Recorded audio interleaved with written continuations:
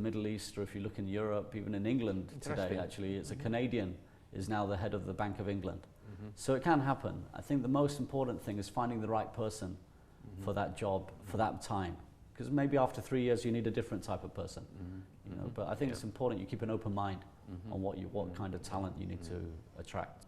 We just see how about the world economy. You say that world economy would be more better, but otherwise we also worry about the tension, war tension, Pacific Ocean tension. Yes. Do you think it's a very important factor we have to consider?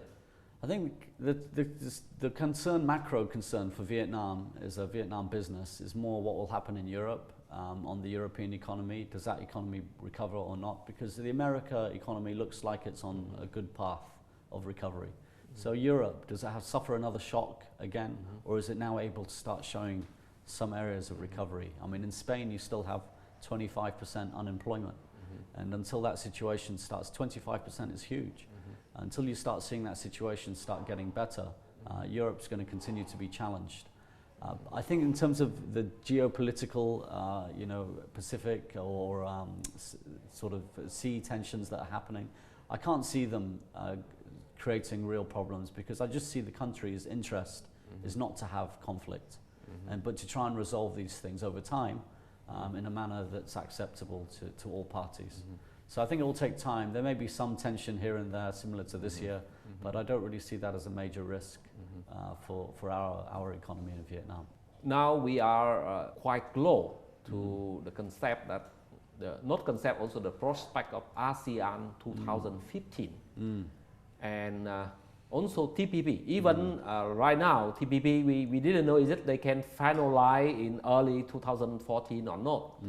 But do you think two factors, ASEAN 2015 and TPP, still be very helpful for Vietnam economy? I think so. I mean, if you look at what happened with WTO, I think it was 1999 that Vietnam signed into WTO. That played a major role in opening up parts of the economy. Not straight away, but over 4 or 5 years, you saw real change come through. And I think the same will happen with ASEAN. For me, more on the TPP offers the biggest step if Vietnam signs it, or if all the countries sign in first quarter in 2014, which hopefully by the time it's already moving on. But it does represent a real opportunity, but it also represents a challenge. Because suddenly you'll be exposed to the world market of people being able to import and as well as export a lot easier in and out of. So it's important that anyone producing products in Vietnam or services is able to compete against the other markets. What kind of key important challenge here? Is it the regulation?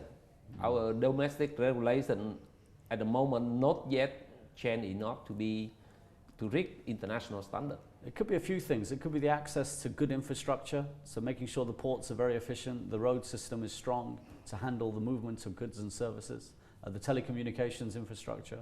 So I think that's important. And the other area that's very important, especially I think in this year ahead, is one is the fiscal spending by the government, making sure that they spend the budget in the right areas. And the other area, which is for me is very important for the SMEs really, is the ease of doing business.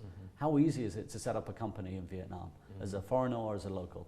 How easy is it to get a license? How transparent is the process through customs, etc. So really making sure that we run like a machine, that we're very efficient, because only then will we be able to compete against the other countries that are also part of the same trade agreements.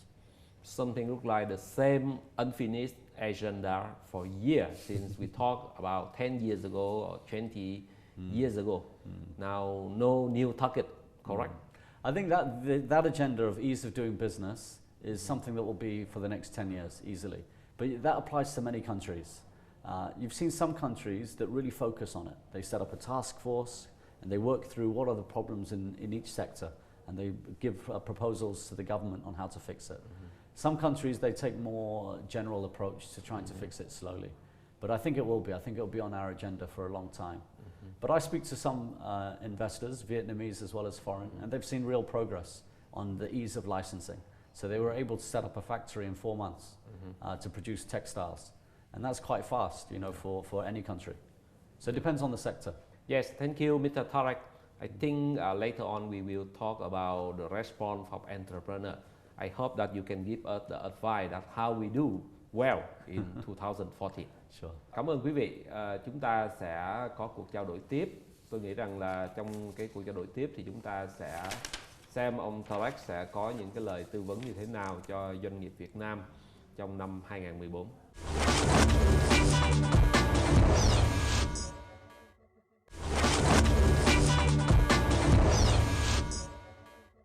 Chào quý vị, chúng ta trở lại với chương trình Cận Cảnh của FBNC. Đề tài trao đổi hôm nay là Kinh tế Việt Nam năm 2014. Chúng ta đã có cuộc trao đổi với ông Tarek Mahmood, Tổng Giám đốc Ngân hàng ANZ Việt Nam. Thưa quý vị, rõ ràng là năm 2014 nhiều tin vui, nhưng phía trước vẫn còn nhiều thách thức, đặc biệt là với các cái doanh nhân. Trong một cái tình hình kinh tế như vậy thì chúng ta sẽ có những ứng xử như thế nào? Thì chúng ta mong sẽ được nghe từ ông Tarek một vài lời khuyên hữu ích.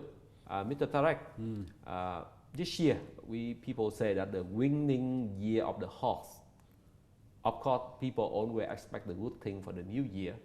However, last year still we see many over 60,000 enterprises must close. Do you have any advice for them who have to close business in the past year? And now, even that now for who just have startup business this year. So I've worked in 10 countries in my career. I've been in banking for 20 years.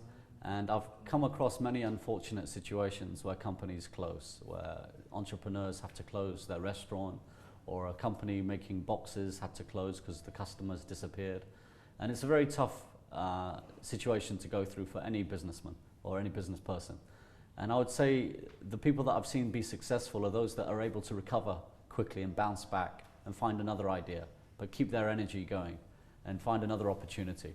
So that's the successful people. The ones that struggle to do that are those that still keep remembering the past for too long, and they get stuck with that.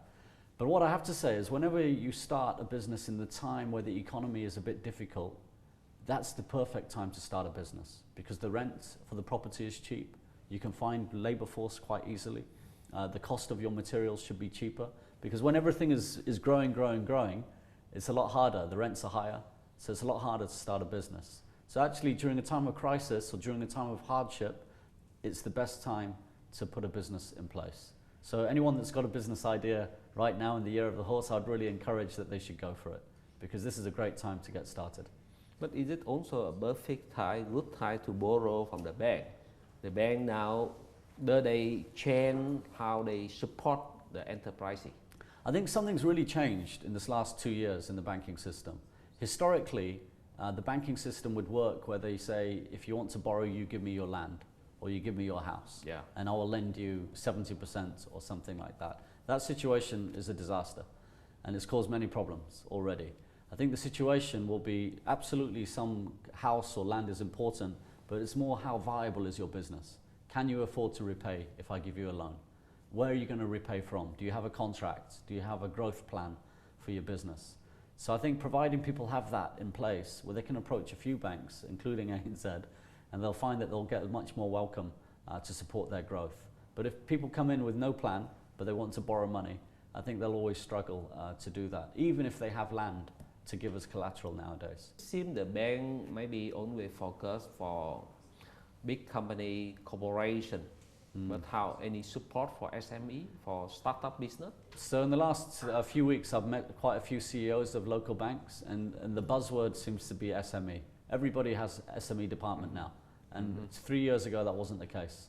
Everybody has SME solutions now. So I think absolutely. Good news. If you look at the country, the future of Vietnam's economy is based on SMEs. There's people that are entrepreneurs who want to set up their business, who need help. Sometimes they don't need to borrow, they just need a good bank for service. They want to receive money, they want to pay money, they want to do everything on the internet or on the phone.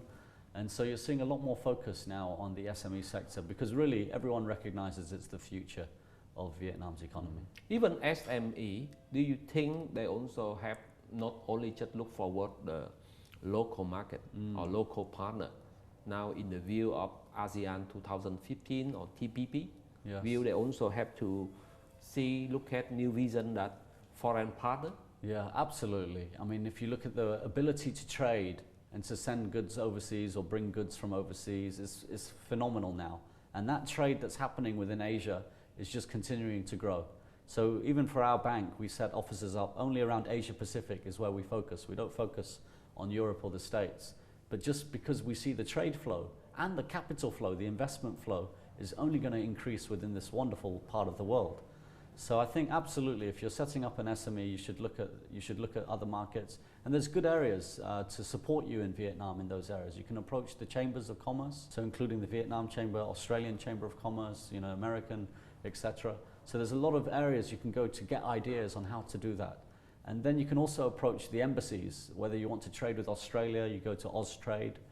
If you go to the American embassy, the Japanese, there's a lot of agencies to try and support SMEs. So I think there's a lot of support out there, but really as an entrepreneur, you have to go out and make it happen and make use of all those tools. Even the bank, can you ask the bank to help us to knock the door of foreign partner to go around the world? So we do that actually. We take delegations over to Australia.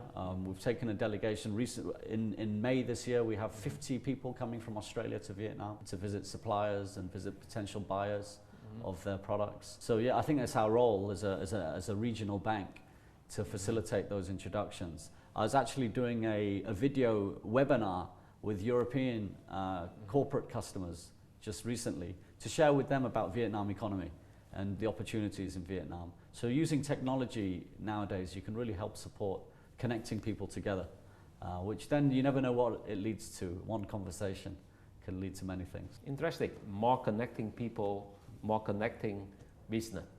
Is it because now we are still in the beginning of the year, how your greeting, how your wisdom to entrepreneur or also Vietnamese people?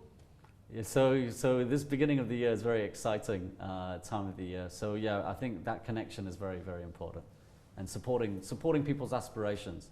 I think it's one of the best things about working in a bank is you have the ability to support people and let people realize their ambition, but in a safe, secure way, hopefully, so they don't take too much risk. Yeah. Keep business ambition. That's right. Keep energy. I mentioned that. Correct. Thank you for your greeting and wishes and your sharing with us today. And also we wish you have very good business, very well connecting, very well network to Vietnam, and help Vietnam to get more business to help local people too. Thank you very much, and chúc mừng năm mới. Thank you, Mr. Tarek.